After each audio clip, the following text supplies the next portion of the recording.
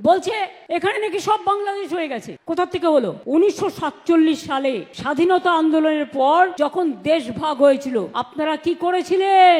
ভারত ভাগ করতে গিয়ে বাংলাকে ভাগ করেছিলেন আর পাঞ্জাবকে ভাগ করেছিলেন।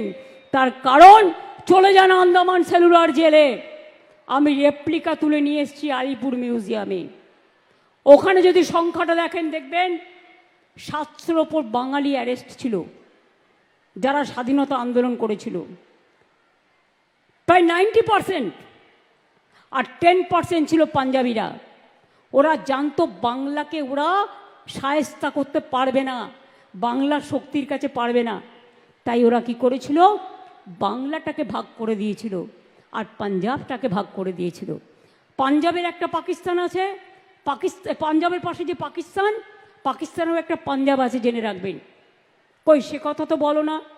তাহলে আমাদের পাশে বাংলাদেশ তো আমরা তৈরি করিনি, তোমরা করেছো, তোমাদের প্রপিতামহরা করেছো।